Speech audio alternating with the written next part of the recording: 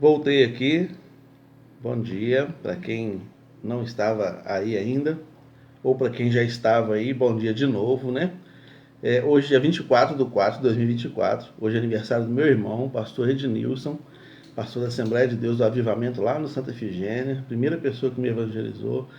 Quando eu era pequeno, tinha 10, 11 anos de idade, ele já orava por mim, ele me deu Bíblia, ele falava do Evangelho para mim. Que Deus te abençoe, meu irmão, com muitos anos de vida, que Deus derrame sobre a sua vida bênçãos sem medidas, né? Para quem não sabe, eu tenho 2 irmãos e uma irmã, e eu sou o caçulinha da família, né? Caçulinha com 49 anos.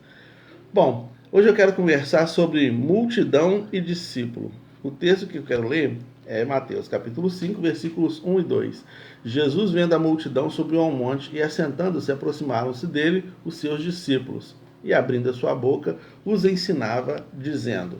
E aí, Jesus começa a dizer, e o que ele está dizendo, depois disso, é o sermão da montanha. Então, vai falando sobre as bem-aventuranças, né?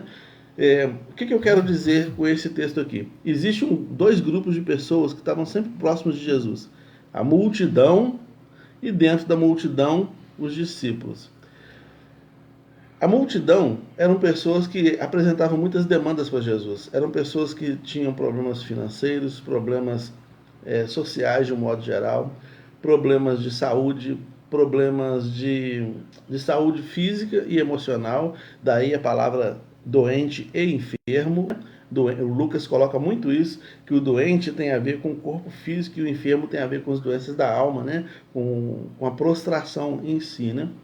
Então você tem essa demanda toda de multidão que andava todo lugar que Jesus ia, e um grupo de pessoas para serem acolhidas por ele, para ser recebidas por ele, para ser curadas por ele, né? E no meio desses aí você também tinha os discípulos, né? E aí eu gostaria de pensar com você sobre algumas coisas. Nós estamos como discípulos no meio da multidão ou só como multidão? Porque a multidão, ela apresenta só demandas. Ela quer sugar de Jesus aquilo que Jesus tem para oferecer. Já os discípulos, eles não apresentam só demandas. Os discípulos têm as suas demandas, porque as pessoas, os discípulos ali, eles tinham as suas dificuldades, os seus problemas, mas também eles passavam por um momento de transformação pelo próprio Jesus, para que, através deles, Jesus pudesse curar as pessoas. Se você vai ler, por exemplo, acho que Lucas capítulo 10, vai dizer lá que Jesus chamou os seus discípulos e os enviou para pregar. Então, para curar enfermos, para salvar pessoas, para expulsar espíritos imundos. Então, os discípulos sempre tiveram uma responsabilidade maior.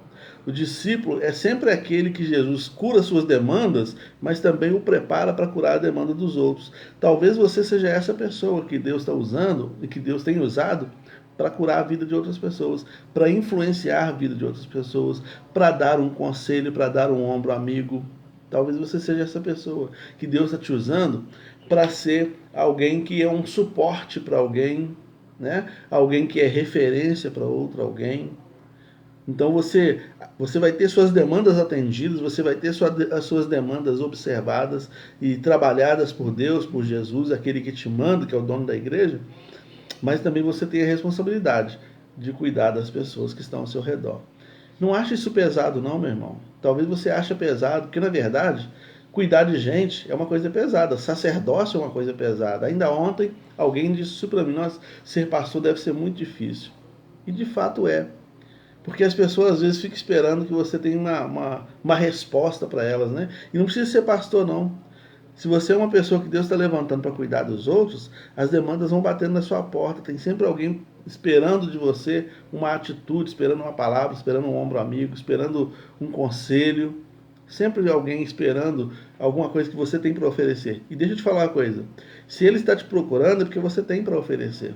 É porque Deus mostrou para essa pessoa que você é referência, que você tem algo para oferecer, você tem algo para doar, né, para essa pessoa. Então, não se sinta sobrecarregado com isso, não. Se sinta privilegiado por estar próximo de Jesus, porque o texto aqui é muito claro. Jesus olhou e viu uma grande multidão. Quando ele se assentou, se aproximaram dele os seus discípulos. Mateus 5, versículo 1. Se aproximaram dele. Quem é discípulo sempre se aproxima. E aquele que se aproxima é transformado e é enviado para transformar.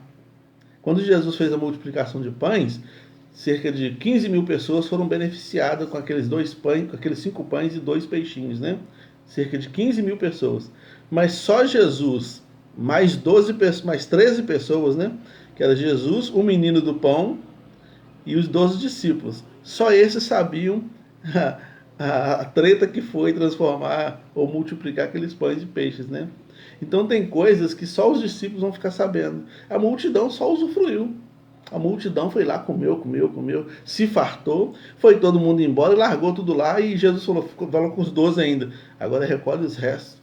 O serviço sempre está na mão do discípulo. Discípulo tem a ver com disciplina, aquele que está sendo disciplinado, transformado, mudar, para disciplinar, para transformar. Então sinta-se privilegiado se você está sendo usado por Deus para cuidar de pessoas, para cuidar de alguém, para cuidar de uma pessoa, porque a Bíblia fala que uma alma vale mais que o mundo inteiro. Então, quer dizer, a Bíblia não fala exatamente assim, mas a Bíblia deixa claro que é importante uma alma mais do que o mundo inteiro que se perde. Então, talvez você está sendo chamado para cuidar do seu filho, da sua filha, do seu sobrinho, do seu marido, da sua esposa, de alguém, da sua mãe, do seu pai. Talvez você está sendo chamado para cuidar de uma pessoa. Entendeu? Não acha isso pesado, não. Isso é bênção de Deus para a sua vida. E você que está tendo referência, você é um discípulo. Jesus cuidou da gente, Jesus cuida da gente, né? E Ele nos chama também a cuidar dos outros, né? Então, as demandas da multidão são sempre muito grandes, né? Eles eram vítimas da ocupação romana, eles eram vítimas da política da política vigente, eles eram vítimas da manipulação religiosa, né? Eles eram vítimas da teologia, que falava que os enfermos tinham que ficar fora do ambiente de culto para não contaminar o ambiente de culto. As demandas eram muito grandes, eram pessoas chorosas. Talvez você está sempre sendo procurado por pessoas chorosas, por pessoas angustiadas, por pessoas que passam por tribulações, e elas encontram um alento em você. Você está sendo um bálsamo na vida das pessoas. Você está sendo um manancial de águas vivas que está descedentando a alma das pessoas. Talvez você seja essa pessoa. Permaneça assim. Não se sinta sobrecarregado, não. Sabe o seguinte, a sua força não vem de você. Sua força vem de Deus. É Deus que te fortalece e te chama para essa missão. É Ele que te escolheu. Jesus escolheu 12. Entre toda a multidão, Ele escolheu 12 para preparar esses 12 e enviar. E Ele escolheu também você, né? Para preparar e enviar, para cuidar das pessoas em nome dEle. Tá bom? É um privilégio para a gente, é um privilégio para você ser essa pessoa aí. E é um privilégio também ser multidão, né? Porque a gente está recebendo o tratamento de Jesus, a gente está recebendo o cuidado de Jesus, o olhar misericordioso de Jesus, que sempre nos alcança, nos abraça, nos transforma, né? E alcança as nossas demandas, né? Então, seja abençoado em nome de Jesus com essa palavra, seja abençoado com essa ministração, e coloca isso no seu coração. Não é pesado, não, é privilégio. Cuidar de gente, sabe por quê? Gente é imagem e semelhança de Jesus. E Tiago vai falar que quando eu amo alguém, eu estou demonstrando meu amor a Deus. Não tem como eu mostrar meu amor a Deus sem amar pessoas. E amar está para além de sentimento. Amar tem a ver com ação, com decisão. Quando eu decido cuidar de alguém, por isso que está escrito assim, ó, ame os seus adversários, ame os seus inimigos. Amar, você não tem como amar seu inimigo. Uma pessoa que fala mal, que te critica, que te detona, você não tem como amar. Amar de sentimento, sentir alguma coisa de bom para aquela pessoa. Não tem como você fazer isso. A não ser que você seja muito diferente, né? Muito num nível muito alto. Não tem como ser assim. Mas você tem como ter atitudes que favoreçam a vida dessa pessoa, apesar dela falar mal de você. E a Bíblia diz que quando a gente faz isso, a gente já montou a brasa na cabeça dele. Então, eu estou dizendo isso porque nas demandas das multidões você vai encontrar pessoas ingratas, você vai encontrar pessoas que vão te sugar muita da sua energia, entendeu? Mas você vai receber mais.